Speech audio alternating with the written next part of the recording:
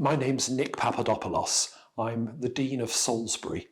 Welcome to the kitchen in the deanery, my home. One of the great pleasures of living in East Jerusalem for 3 months this year was that every other shop seemed to sell the most gorgeous cakes and pastries. I was surrounded by temptation for 3 months, and I very often succumbed to it.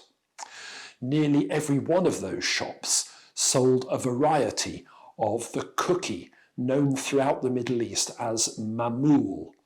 And these are a semolina shortbread biscuit wrapped around a filling, sometimes made of dates, sometimes of nuts, sometimes of a combination. They were delicious.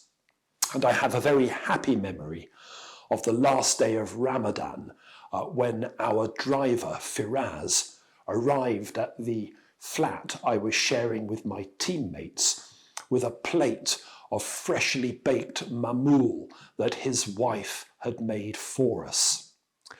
And so I thought that they'd be a good addition to our festive table this year.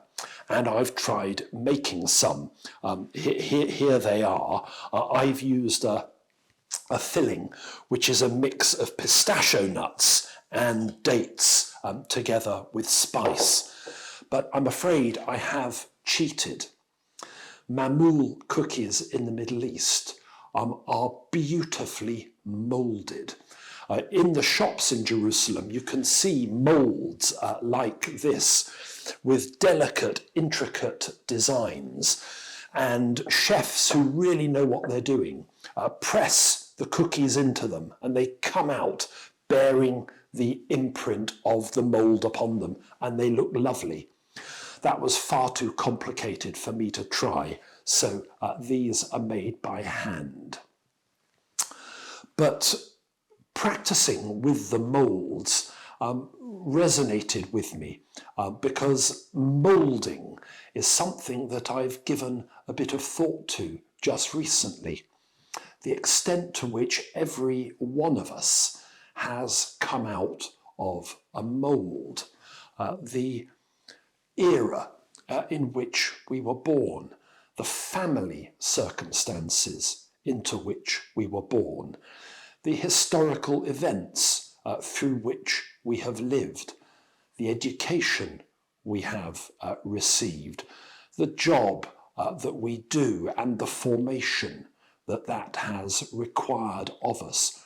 All these have shaped us, formed us, moulded us into the people we are, often in ways that we barely notice or are conscious of.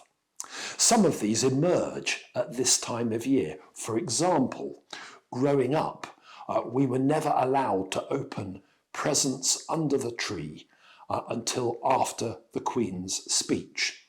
And to this day, it remains unthinkable to me that presents from under the tree could be unwrapped before His Majesty has addressed the nation. That's a benign bit of moulding, but others are less so. One of the criticisms that has been levelled at the Church of England in recent weeks is that many of its senior leaders have come out of a similar mould, and that in the Church, because of that, we are at least at risk of groupthink. And this, I think, is one of the reasons why increasing the diversity of the Church in general and of the Cathedral in particular is a desirable ambition.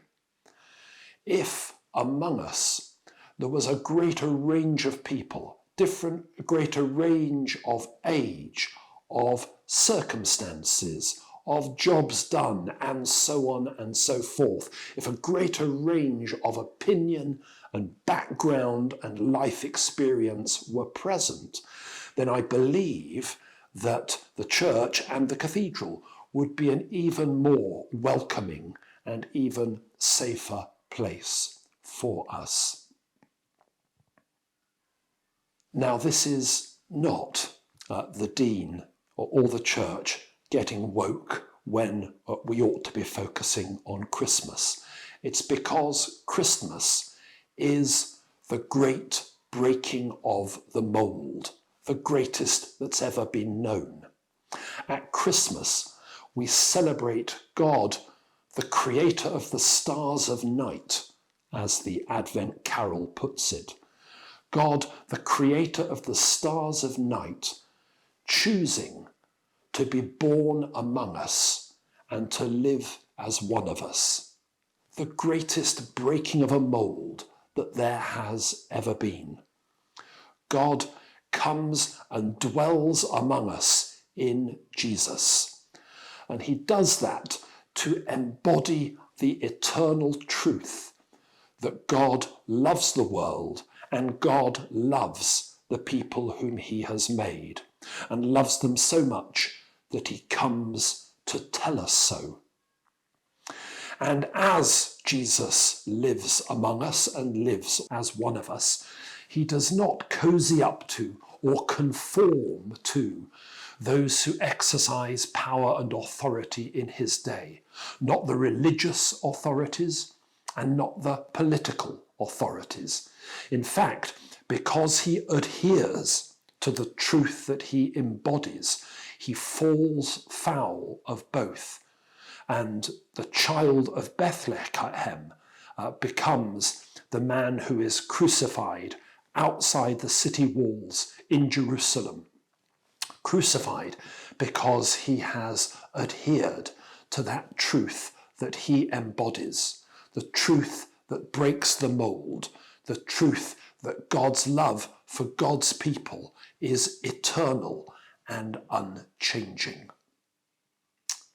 Now, as we approach Christmas and the end of 2024, perhaps one thing to reflect upon is the mould that you might break in 2025. How might you hear voices that you don't usually hear? How might you open yourself up to opinions that are not your opinions? How might you allow yourself to be changed by them? I'd like to wish every one of you a peaceful, joyous, and happy Christmas.